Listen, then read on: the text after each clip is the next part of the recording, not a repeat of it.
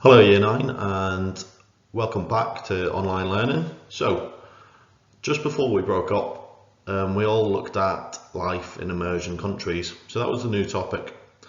But towards Christmas time, we were all up to different points in our learning. Some people were off because of coronavirus and the school had to close down for a little bit. So we're just going to go through this topic over the next 5 weeks to make sure that no learning has been missed.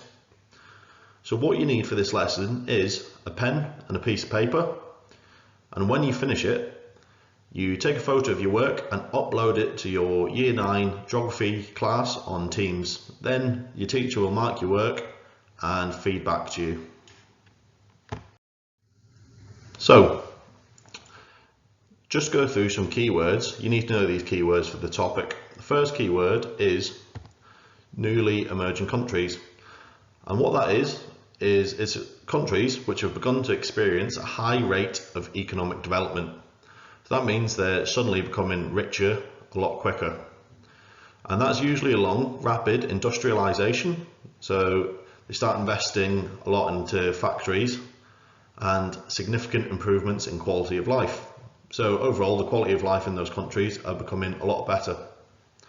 The second keyword we're looking at is exports. So when a country exports something, all it is sending goods to another country for sale. So for example, the UK exports potatoes to other places around the world. So could I just ask you now to pause the video and just to write these two keywords onto your piece of paper.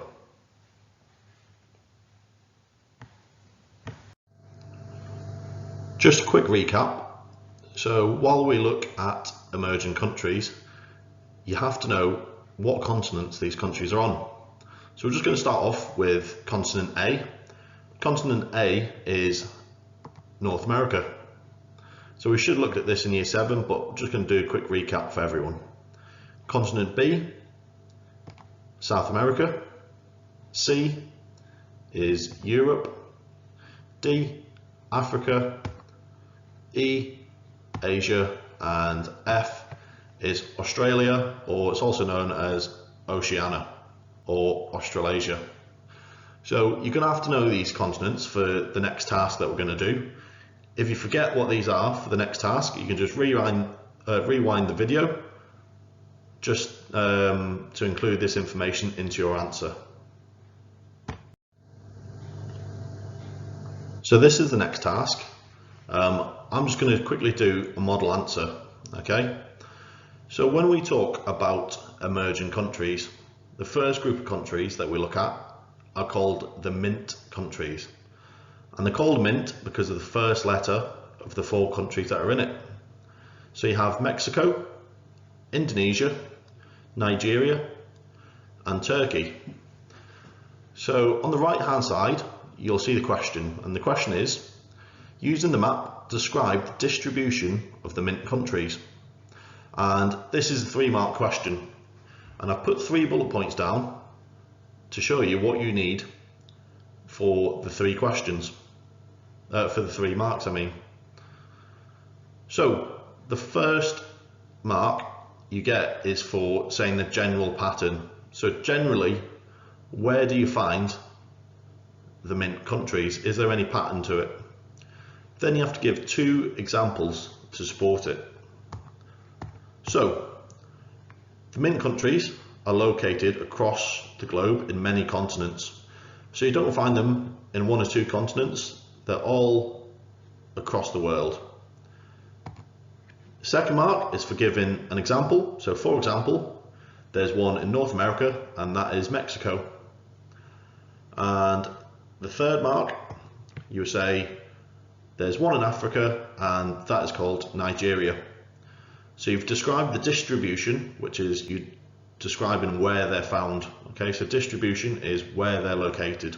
Okay, so you could also say Indonesia is located in Asia, or you could also talk about Turkey. Okay, so now we're going to move on to your task, task 2. And the second group of countries that we'll be looking at is called the BRIC countries. So these are countries that are emerging. So again, they're called the BRIC countries because of the 4 countries that are in that group: Brazil, Russia, India and China.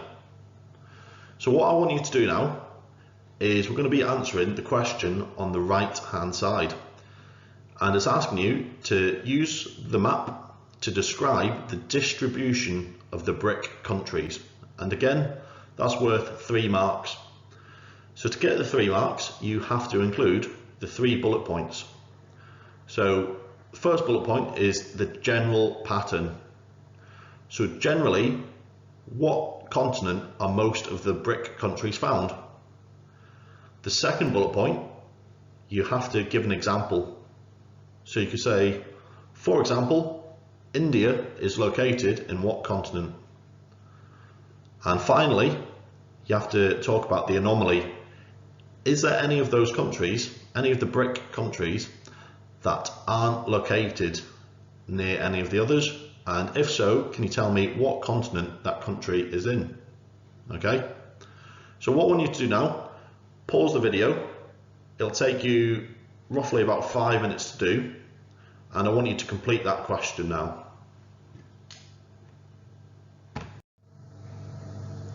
For task 3, what you have to do is we're going to be watching a YouTube video and answering these 4 questions.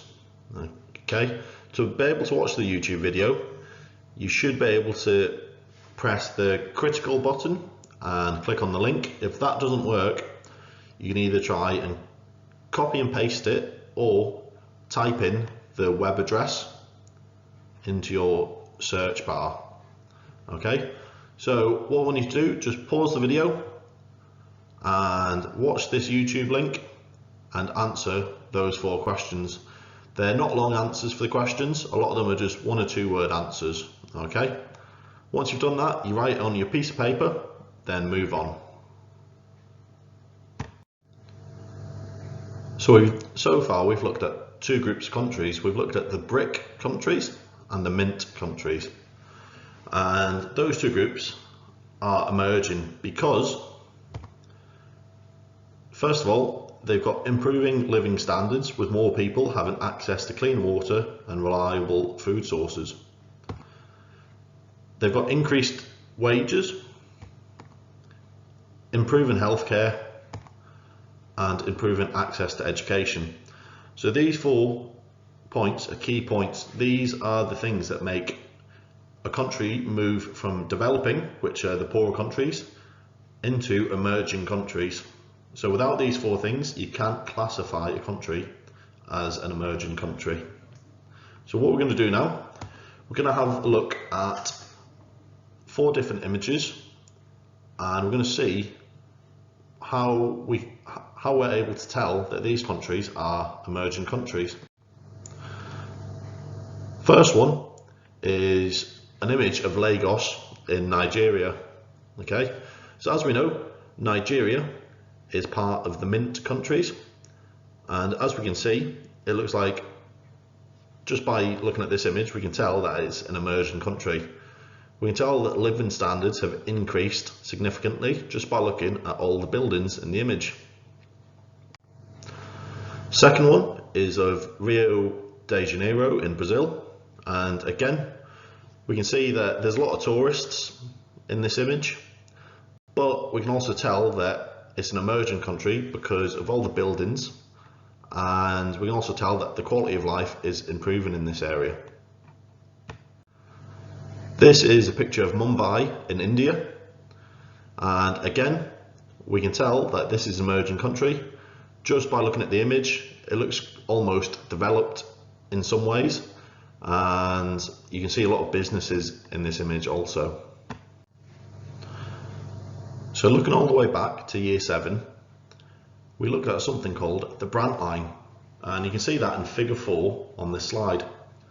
So the Brandt line was made to show people where the developed countries are and where the developing countries are. So essentially it's just a line that goes straight through the centre of the globe, and it shows you where the rich countries are and the poor countries are. and the anomaly was Australia, because as you can see, Australia's in the southern hemisphere, but it was quite rich at that time.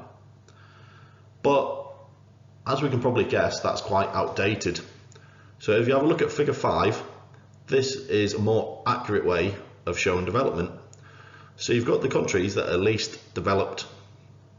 Eventually, they will become developing countries, then newly emerging countries, which is what we're looking at. Then hopefully, after they become a newly emerging country, they'll eventually become a developed country.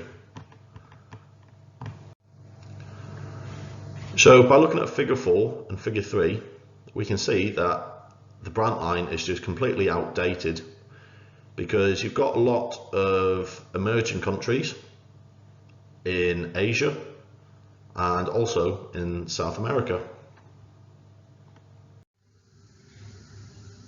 So moving on to task 4, what you're going to have to do to start off with is draw a table neatly onto your piece of paper, which looks like this. So on one side it should say physical features, and on the other human features.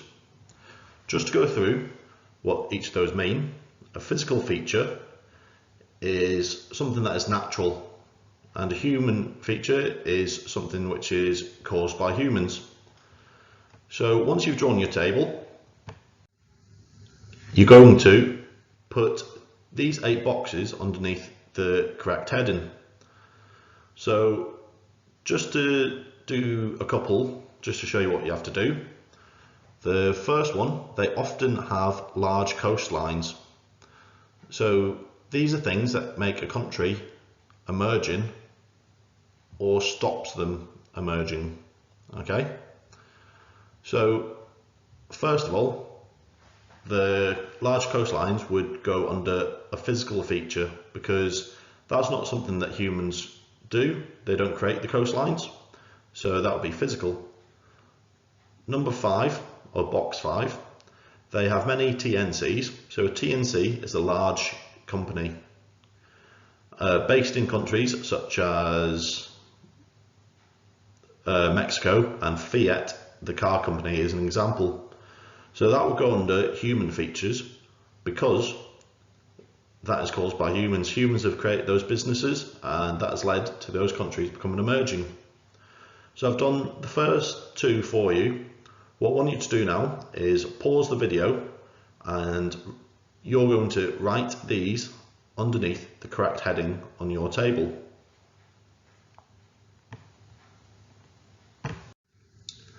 Moving on to the last task now, which is a postcard task.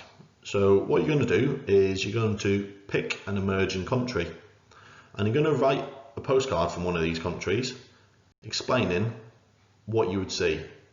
You must use the table which you've done for task 4 to help you explain why the country is rapidly developing. And to be able to do this successfully, you're going to have to talk about 2 physical reasons for it developing and 2 human reasons for it developing. And on this slide is an example of an answer. I'm going to look at why this answer is good in some parts and bad in others. So it starts off by saying, "Dear friend, I'm currently in Brazil, which is classed as an emerging country, which means it's rapidly developing, and it is no longer classed as a developing country." So they've started off by doing a good introduction, which you should do also. And remember, the success criteria says you need to talk about 2 physical chains of reason and 2 human chains of reason. So 2 reasons why it's emerging physically, and 2 reasons why it's emerging because of humans. So looking at the second paragraph, it says, "There are many reasons for this. Brazil has a huge coastline," so that's its first point. So the first point has been made, meaning that it can import goods and export goods. So they get a mark there for developing their answer. "This creates jobs, making people richer." So right there is a good example of a chain of reason. So chain of reason is when they make their point, they develop it, then they explain why that's a good or bad thing, okay? So it's essentially making your point and developing it twice. It then moves on to say, also, it has many natural resources. So, as we know, that's a good point, but it doesn't develop it any further, okay? It then moves on to talk about the human reasons. So, there are some human reasons too. For example, a high amount of young people here, which is a good point. So they've made their point, but they've only developed it once. So which means there are lots of workers. Okay. So unlike the first paragraph where they developed it twice, they've only made 1 point here, and they've missed out the second human chain of reason. Okay, so if I was to give feedback on this, I would say they've made one good physical chain of reason in the first paragraph, but the rest of the points aren't chains of reason because they've not developed it twice. Okay, and in the second paragraph, they've only talked about one human factor. Okay, to complete this, you're going to have to use the table in task 4. If you get stuck on how to do this, you can email me for help also. Okay, so what I want you to do now is just pause the video. You can rewind it back to task 4 to help you, or you can use your table that you've drawn in your books to help you complete this task. Thank you.